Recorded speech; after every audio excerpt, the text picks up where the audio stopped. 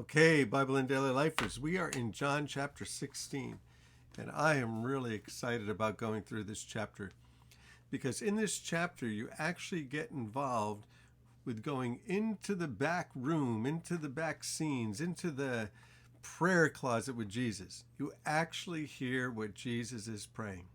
And lo and behold, he's praying to the Father. He's praying for his disciples that are there with him.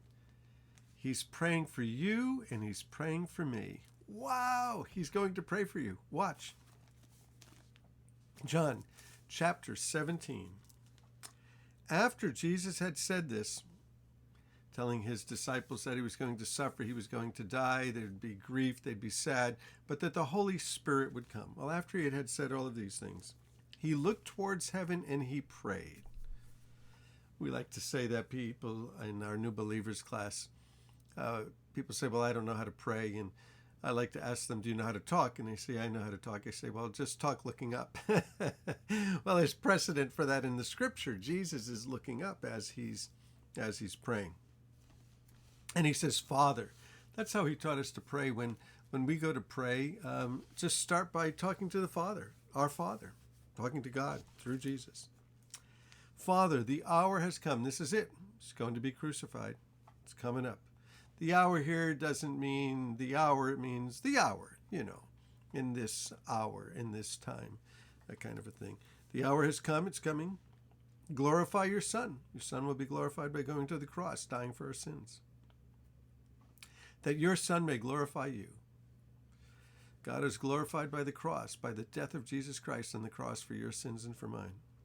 For you granted him authority over all people that he might give eternal life to all of those you've given to him. Jesus can give you eternal life. Jesus can give me eternal life.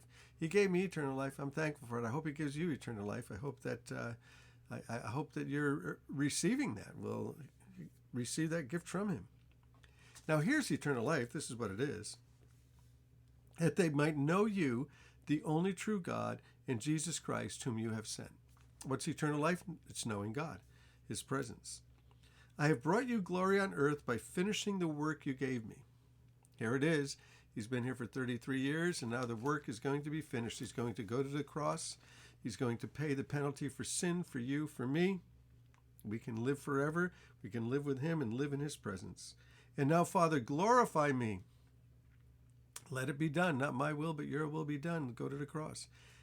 In your presence with the glory I had with you before the world began. So before the world began, there was fellowship, there was love, there was glory between the Father, the Son, and the Spirit. Here's the prayer he prays for his disciples. I have revealed you to those whom you gave me out of the world. Right. If you've seen me, you've seen the Father.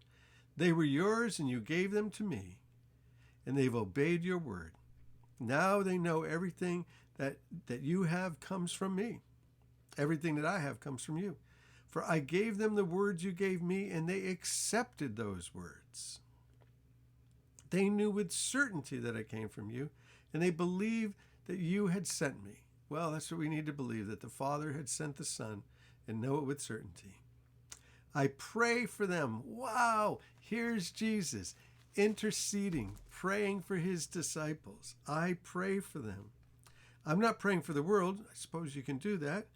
But for those you've given me, for they are yours. I'm praying for those, my disciples. All I have is yours, and all you have is mine. And the glory has come to me through them. Jesus is glorified through his disciples, those who come to know him, those who come to know him as Savior and Lord.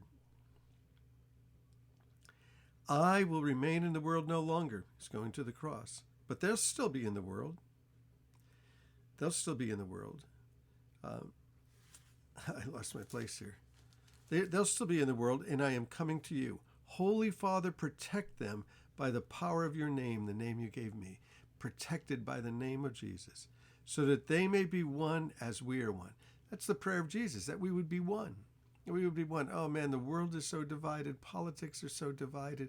Philosophy is so divided. Political parties are so divided. Let's not, as believers in Jesus Christ, be divided. Let's be united. While I was with them, I protected them and kept them safe by the name that you gave me. None of them has been lost, except the one doomed to destruction, so the scripture would be fulfilled. Judas.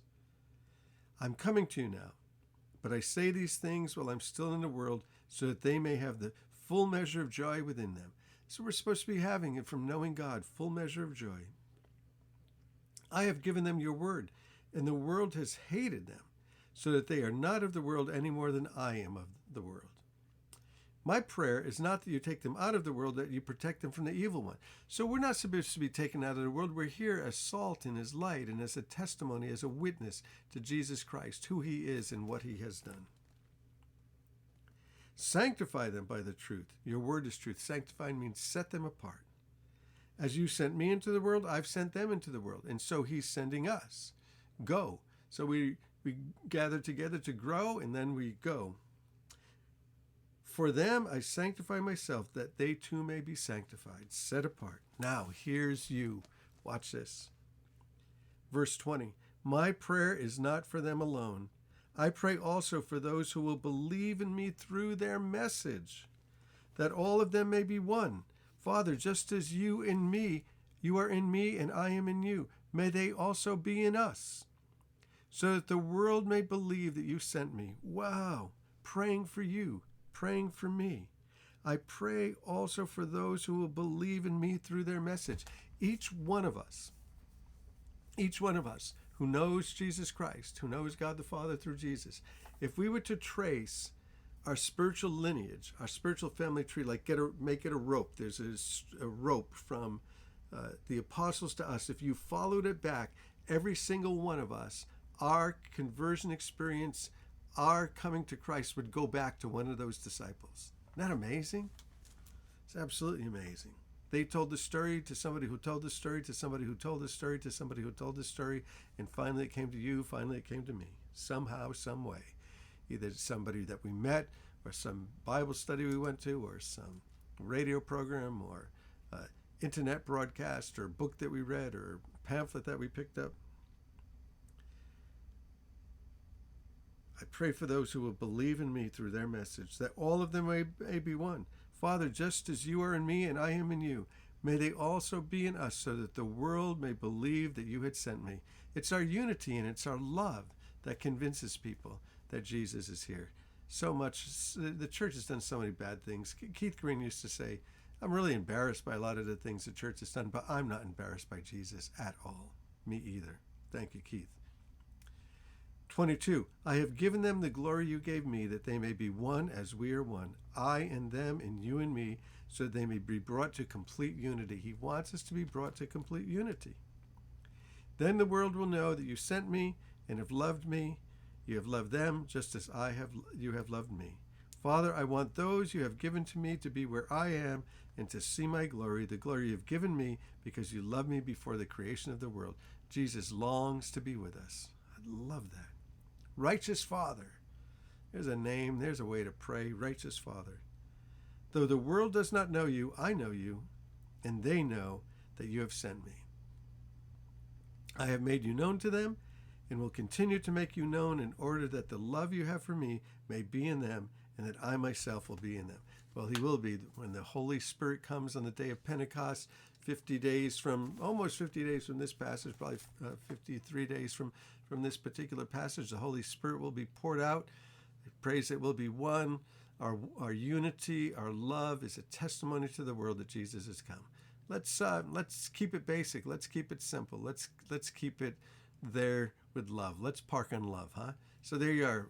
Bible in Daily Life. Bless you guys. You are loved. You are loved. You are loved. You are loved. Jesus prayed for you. Prayed for me. Wow. John 17. Read it again and again and again. Hey, bless you.